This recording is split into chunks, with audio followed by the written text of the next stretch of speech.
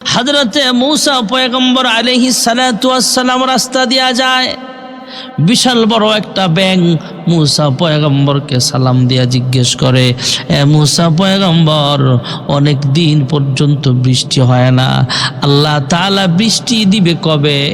আল্লাহ তাআলার পক্ষ থেকে জানায়া মূসা পয়গম্বর জানায়া দিলেন, আল্লাহর পক্ষ থেকে যাই না মূসা পয়গম্বর জানায়া দিলেন, হে ব্যাঙ, আল্লাহ তাআলা জানায়া দিয়েছেন আজ থেকে কয়েক বছর পরে তোমাদের জন্য বৃষ্টির ফায়সালা করা আছে।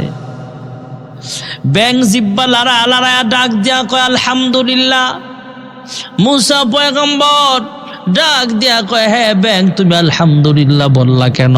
কয় আলহামদুলিল্লাহ বলার কারণ হলো আল্লাহ রাব্বুল আলামিন আমাদেরকে সৃষ্টি করেছেন, আল্লাহ আমাদের খালেক, আল্লাহ হলেন রব্বুল আলামিন। আল্লাহ যখন আমাদের জন্য সুবিধা তখন আমাদের জন্য বৃষ্টির ফায়সালা করেছেন। আজকে না হলো কয়েক বছর পরে বৃষ্টি দিবেন এটাও যে বলেছেন, এই জন্য আমি আল্লাহর দরবারে শুকরিয়া আদায় করলাম। মূসা পয়গম্বর চলে যাচ্ছেন, হঠাৎ দেখতেছেন বৃষ্টি আবার বর্ষণ হচ্ছে, বৃষ্টি শুরু হয়ে গেছে।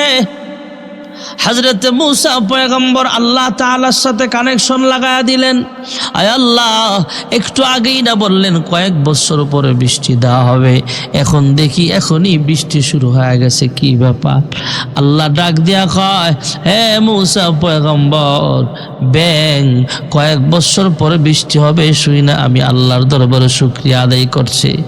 এই যে শুকরিয়া আদায় করছে, এই জন্য কয়েক বছর পরের বৃষ্টির বাজেটটা আমি আল্লাহ এখনই ফয়সালা করে দিলাম, আসমান থেকে বৃষ্টি নাজিল করলাম। জোরে কোন সুবহানাল্লাহ।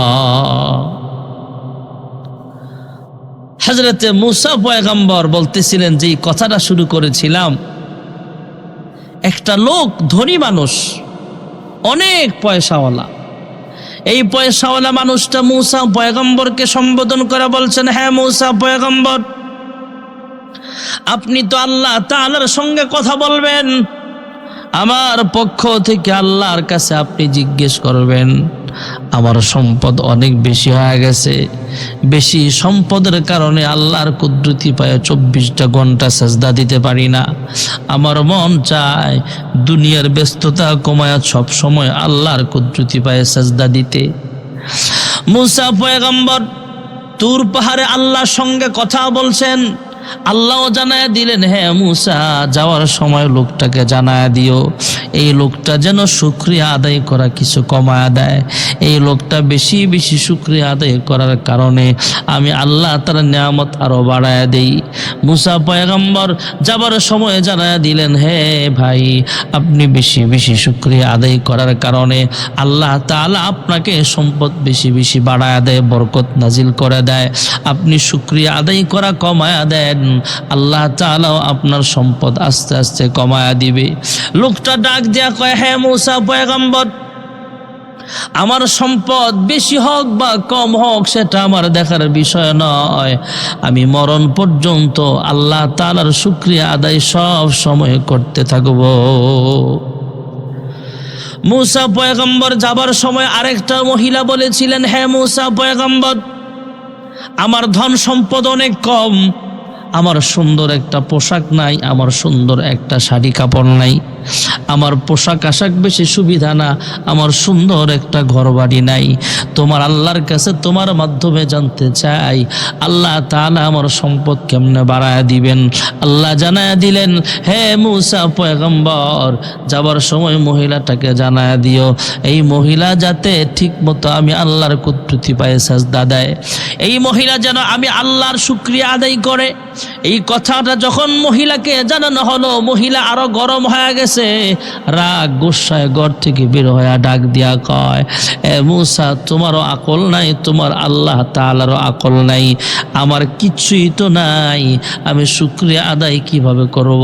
আল্লাহ তাআলা আসমান থেকে একটা গজব দিয়া তার যে সম্পদ ছিল, অল্প সময় ছোট্ট একটা ঘর ছিল, আর যা যা ছিল সবগুলো আগুন দিয়ে আল্লাহ তাআলা জ্বালায়া দিয়েছেন। মূসা পয়গম্বর তুর পাহাড়ে যাবেন, আল্লাহ তাআলার সঙ্গে কথা বলবেন। একজন মানুষ ডাক দিয়া কয়, হ্যাঁ মূসা পয়গম্বর, আমি একজন মানুষ, তবে আমার দুইটা হাত নাই, আমার দুইটা পা নাই। দুনিয়াতে অনেক মানুষ আছে যার দুইটা চক্ষু নাই, দুনিয়ায় অনেক মানুষ আছে যার দুইটা হাত নাই।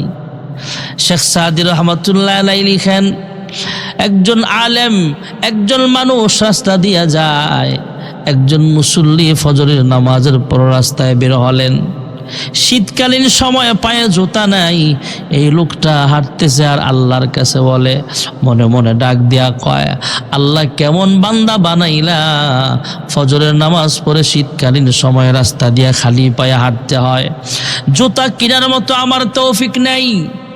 এই লোকটাও এক সময় তাকায় দেখলো একটা লোকের দুইটা পা নাই, এই পা বিহীন একটা লোককে দেখা সেজদায় পড়ে আল্লাহর কাছে শুকরিয়া আদায় করছে। হে পরওয়ারদিগার আলম, তোমার কাছে কোটি কোটি শুকরিয়া আদায় করছি গো মালিক, অসংখ্য শুকরিয়া আদায় করছি, আলহামদুলিল্লাহ। আমার জুতা লাগবে না, এই লোকটার তো দুইটা পা নাই, আমার জুতা না থাকলেও দামি সম্পদ দুইটা পা সুস্থ রেখেছেন, এই জন্য কিয়ামত পর্যন্ত সেজদায় পড়ে থাকলেও এই দুইটা পায়ের শুকরিয়া আদায় করা আমার কখনো সম্ভব হবে না। ভাইরা আমার, বন্ধুরা আমার, একটা লোকের দুইটা হাত নাই, দুইটা পা নাই, গোস্তের টুকরার মতো পড়ে থাকে। লোকটা ডাক দিয়া কয়, হে মূসা পয়গম্বর, আমারে আল্লাহ রব্বুল আলামিন কোন কাজের জন্য বানিয়েছেন জানতে চাই। মূসা পয়গম্বর আল্লাহর কাছে জানতে চাইলে আল্লাহও জানায়া দিলেন, যাবার সময় জানায়া দিও, এই লোকটাকে জাহান্নামের একটা ছিদ্র ফিল আপ করার জন্য আমি আল্লাহ সৃষ্টি করেছি। এই লোকটা জবান খুইলা ডাক দেয় আলহামদুলিল্লাহ। মূসা পয়গম্বর চলে যায়। এই লোকটা আল্লাহ তাআলার দিকে, কুদরতির দিকে তাকায়া কয়, আসমানের দিকে তাকায়া বলে, আসমানের দিকে খেয়াল করে জিহ্বাটা লড়ায়া লড়ায়া কয়, হ্যাঁ মালিক, ওগো আল্লাহ তাআলা, ওগো মালিক, আমাকে তুমি জাহান্নামের আগুনে জ্বালাইবা, অসুবিধা নাই, আমার তো একটা কাজের জন্য বানিয়েছো, এই জন্য শুকরিয়া আদায় করছি। আয় আল্লাহ, আমি ভেবেছিলাম আমার দুইটা হাত নাই, আমার দুইটা পা নাই, গোস্তের টুকরার মতো আমি পড়ে আছি, আমি হাঁটতে পারি না, আমি কোনো কিছু ধরে খাইতে পারি না, আমি মসজিদে যেতে পারি না হাইটা হাইটা, এই হাত দিয়া ধইরা ধইরা কোনো কিছু খাইতেও পারি না, চলতেও পারি না, আমি একজন মানুষের সাহায্য ছাড়া চলতেও পারি না, গোস্তের টুকরার মতো পড়ে আছি। ভেবেছিলাম আমাকে যদি এইভাবে আল্লাহ আপনি বানিয়েছেন, আমারে বুঝি কোনো কাজে লাগাইবেন না। এখন মূসা নবীর মাধ্যমে যেহেতু জানতে পারলাম আপনি অবশ্যই একটা কাজের জন্য আমাকে বানিয়েছেন, এই জন্য আপনার কাছে আমি শুকরিয়া আদায় করছি, আলহামদুলিল্লাহ। শুকরিয়া আদায় করলে আল্লাহ তাআলা নিয়ামত আরো বাড়ায়া দেন। মহান রব্বুল আলামিন কোরআনুল কারীমে স্পষ্ট ভাষায় আমাদেরকে জানিয়ে দিয়েছেন, লা ইন শাকারতুম লা আযীদান্নাকুম ওয়া লা ইন কাফারতুম ইন্না আযাবী লাশাদীদ।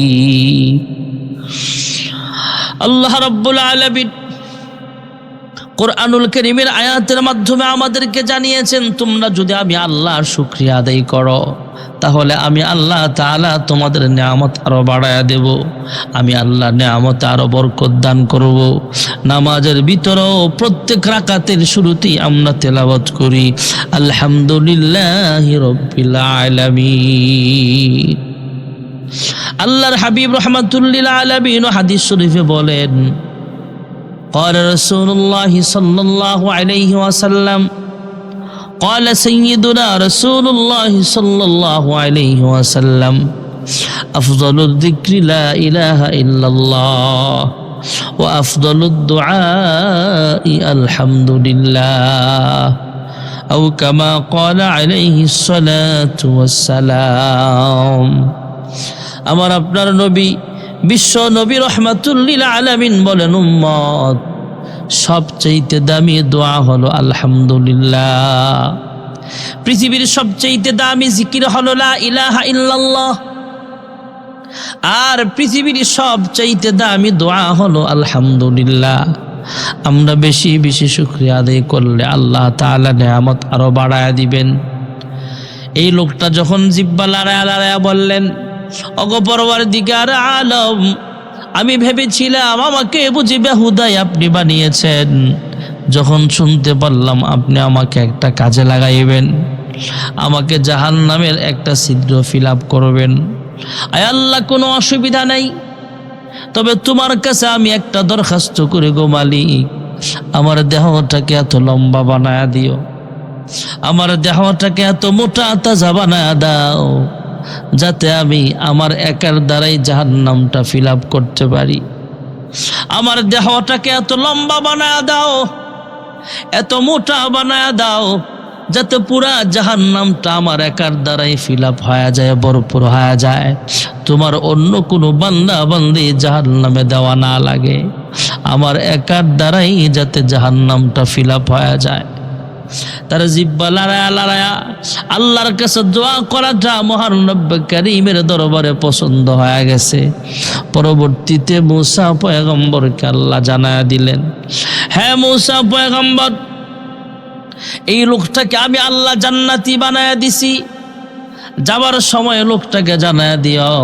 মূসা পয়গম্বর জানতে চাইলেন, ওগো মালিক, ওগো পরওয়ারদিগার আলম, একটু আগেই তো বললেন লোকটা জাহান্নামী, এখন বলতেছেন লোকটা জান্নাতি, কেন হলো বুঝলাম না, কিভাবে হলো? আল্লাহ রাব্বুল আলামিন জানায়া দিলেন, হে মূসা পয়গম্বর, এই লোকটাকে যখন তুমি সংবাদ পৌঁছাইলা জাহান্নামের আগুনে জ্বালাবো, এই কথা শোনা মাত্র জিহ্বাটা লড়ায়া লড়ায়া আমি আল্লাহর কাছে শুকরিয়া আদায় করছে, আর আমি আল্লাহকে ডাক দিয়া বলছে, ওগো পরওয়ারদিগার আলম, আমার একার দ্বারা যাতে জাহান্নামটা ফিল আপ হয়ে যায়। হ্যাঁ, এই লোকটা জিহ্বা লড়ায়া লড়ায়া আমি আল্লাহর কাছে যে কথাগুলো বলেছে, আমি আল্লাহর কাছে অনেক পছন্দের হয়ে গেছে। আমি আল্লাহ তাআলা ঘোষণা দিয়া দিলাম, এই লোকটাকে জাহান্নামের দফতর থেকে তার নামটা কাটিয়া দিয়া আমি আল্লাহ তাকে জান্নাতি মানুষ আমি আল্লাহ বানায়া দিলাম। আলহামদুলিল্লাহি রাব্বিল আলামিন আর রহমানির রহিম।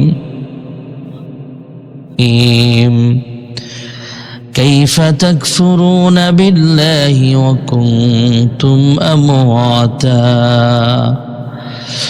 كيف تكفرون بالله وكنتم أمواتا فأحياكم ثم يميتكم ثم يحييكم ثم إليه ترجعون صدق الله العظيم وصدق رسوله النبي الكريم ونحن على ذلك لمن الشاهدين والشاكرين والحمد لله رب العالمين। الحمد لله।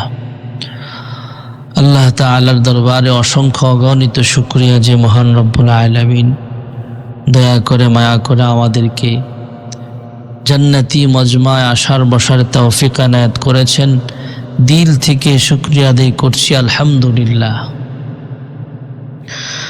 আল্লাহ রব্বুল আলামিন আমাদেরকে দুনিয়ার জমিনে পাঠিয়েছেন, আমাদেরকে আল্লাহ তাআলা বিভিন্নভাবে পরীক্ষাও করেন। যার টাকা পয়সা নাই এটাও পরীক্ষা, যে গরিব পরীক্ষা, যে ধনী আল্লাহ টাকা পয়সা দিয়া তাকে পরীক্ষা করে, সে টাকা পয়সা যাকাত ঠিক মতো দেয় কিনা, গরিব দুঃখীদের খবর রাখে কিনা। এই জন্য আল্লাহ তাআলা কোরআনুল কারীমেও বলেন, আল্লাহ তাআলা হায়াতের মালিক, আল্লাহ তাআলা মরণ দেওয়ার মালিক, আল্লাহ তাআলা পরীক্ষাও করেন। الذي خلق الموت والحياة ليبلوكم أيكم أحسن عملا وهو العزيز الغفور আল্লাহ রব্বুল আলামিন হায়াতের মালিক, আল্লাহ রব্বুল আলামিন আমার জীবনের মালিক।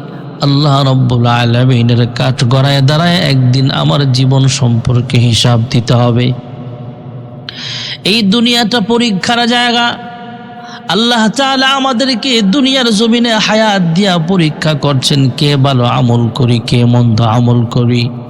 আল্লাহ তাআলা কুরআনুল কারীমের অন্য আয়াতেও বলেন, ওয়ালানাবলুওয়ান্নাকুম বিশাইইম মিনাল খাউফি ওয়াল জু' ونقص من الأموال والأنفس والثمرات وبشر الصابرين।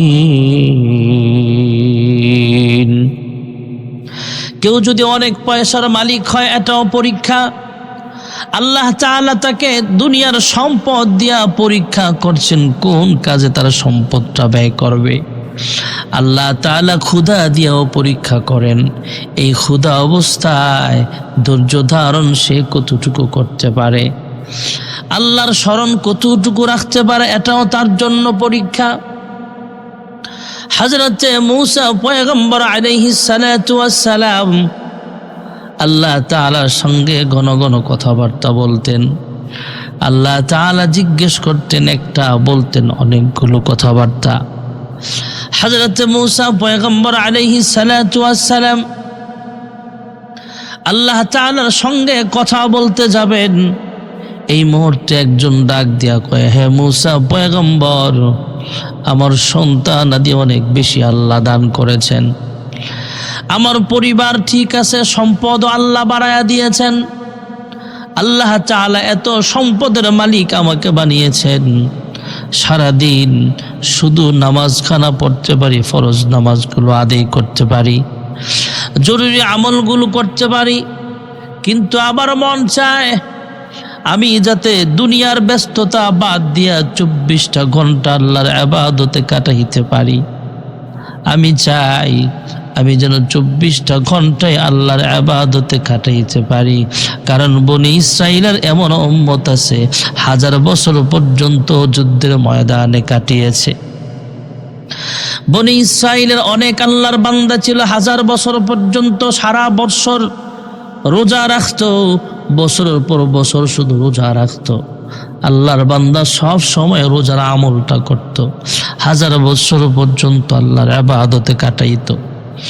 হযরত মূসা পয়গম্বর একদিন রাস্তা দিয়া যায়, দেখতে পাইলেন এক আল্লাহর বান্দা পাহাড়ের গিরিপথ দিয়ে আল্লাহর সাথে কথা বলার জন্য রওনা হলেন।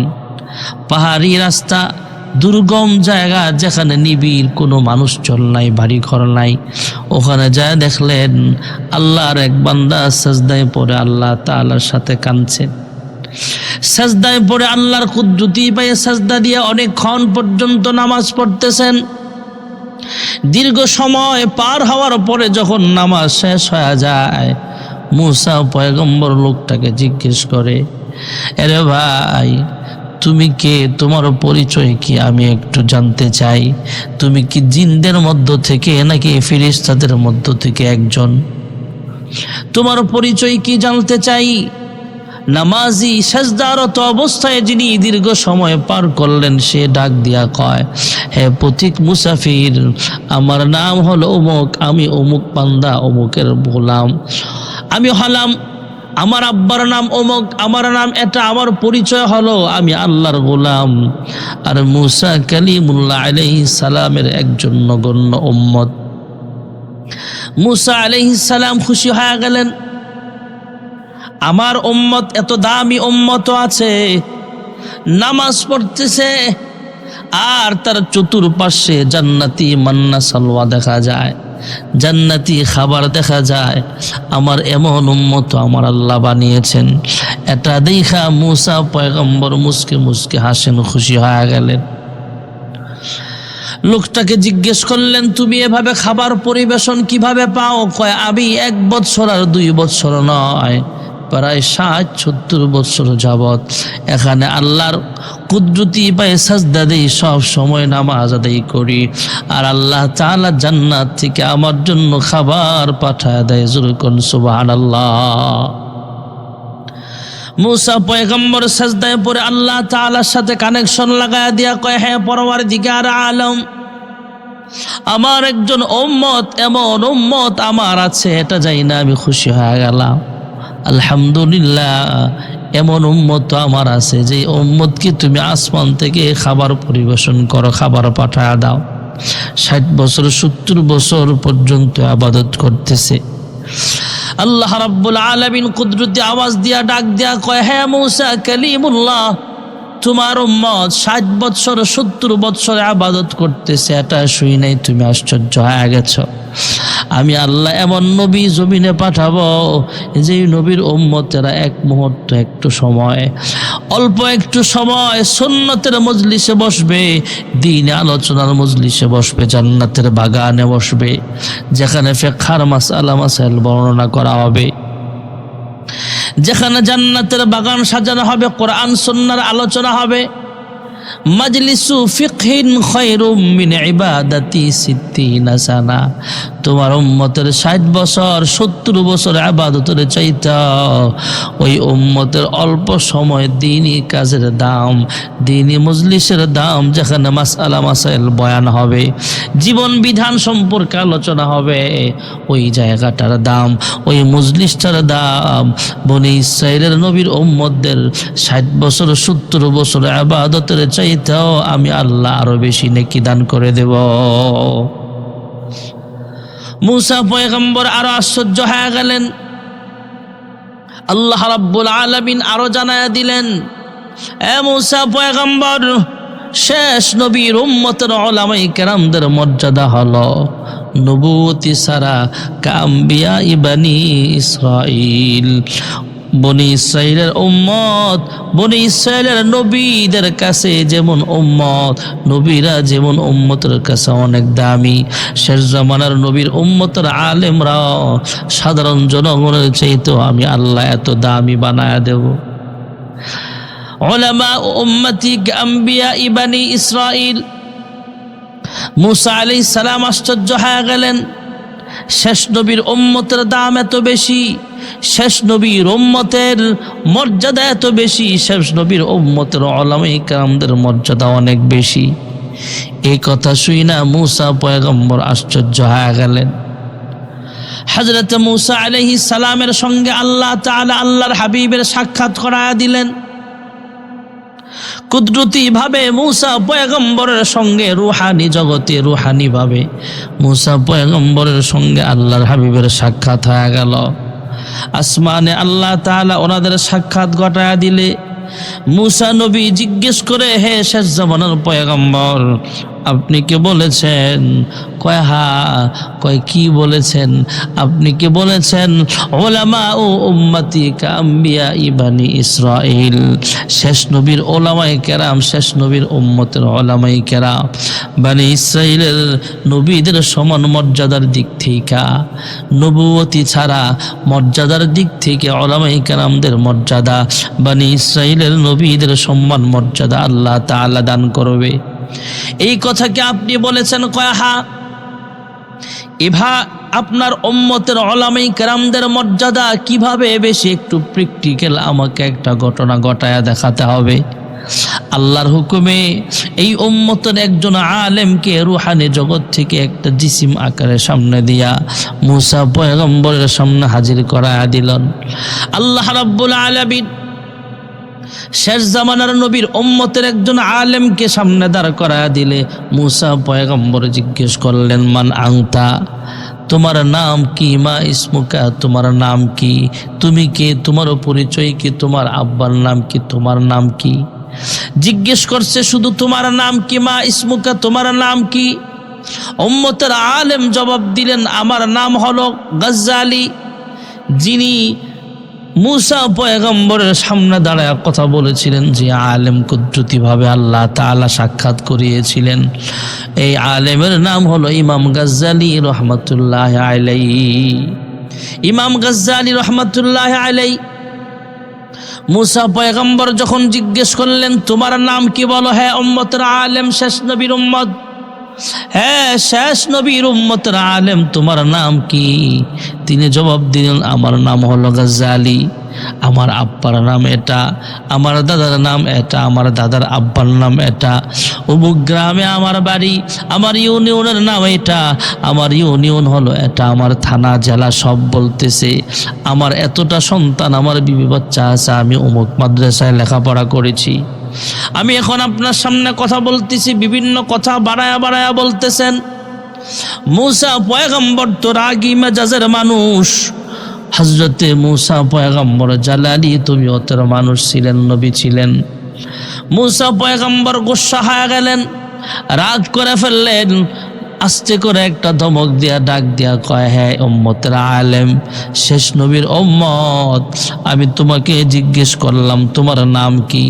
তুমি তো 14 গোষ্ঠীর নাম বাড়ায় বাড়ায় জবাব দিলা, কারণ কি?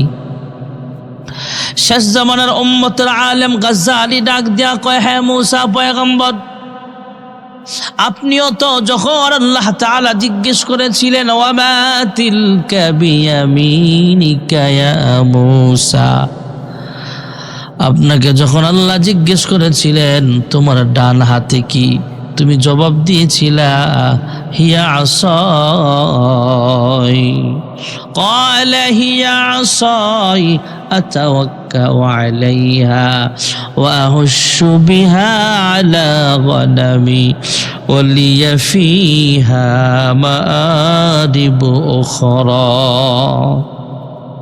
হে মুসা পয়গম্বর, আল্লাহ তাআলা আপনাকে জিজ্ঞেস করেছিলেন আপনার নাম কি, আপনি লম্বা কথা বাড়ায়া বাড়ায়া বলেছিলেন কেন? মুসা পয়গম্বর জবাব দেয়, হে ইমাম গাজ্জালি, আল্লাহ তাআলার সঙ্গে যখন কথা বলার চান্স পাইলাম, আশিক যখন মাশুককে পায়, আমি যখন আল্লাহ তাআলার সঙ্গে কথা বলার সুযোগ পাইলাম, আশিক মাশুকের সাথে অনেক কথাবার্তাই বলতে পারে, আমি যখন আল্লাহকে পাইলাম তখন ঘন ঘন কথা বাড়ায় বাড়ায় আমি বললাম। ইমাম গাজ্জালিও ডাক দিয়া কয়, হ্যাঁ মুসা পয়গম্বর, আপনি যেমন আল্লাহ তাআলার সঙ্গে কথা বলার সুযোগ পায়া লম্বা লম্বা কথা বাড়ায়া বাড়ায়া বলেছিলেন, আমি শেষ জামানার উম্মতের আলেম হয় আপনি জলিলুল কদর একজন পয়গম্বর, তা আমি নবী মুসা কালিমুল্লাহর সঙ্গে কথা বলার সুযোগ পাইছি, এই জন্য আমিও লম্বা কথা বাড়ায়া বাড়ায়া বলেছি। জোরে কোন সুবহানাল্লাহ। হযরতে মুসা পয়গম্বর রাস্তা দিয়া যায়, একজন মহিলা ডাক দিয়া কয়, হে মহিলা, তোমার আল্লাহর কাছে আমি একটা বিচার দেই, আমি কাঁদতেছি এইভাবে কেন? কয় কেন কান্দেন গো মা?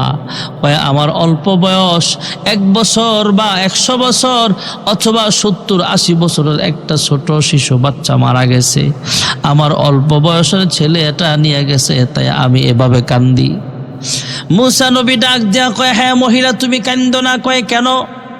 কয় তুমি কি জানো আল্লাহ তাআলা শেষ নবী একজন পাঠাবেন, নবী পাবে মাত্র 63 বছরের হায়াতের জিন্দেগি। এবার বুঝে না উম্মত কয় বছর পাবে? তোমার অল্প বয়সের বাচ্চা হারায় গেল, বাচ্চা মারা গেল, তোমার কান্নার কোনো কারণ নাই। শেষ নবী পাবে মাত্র 63 বছর।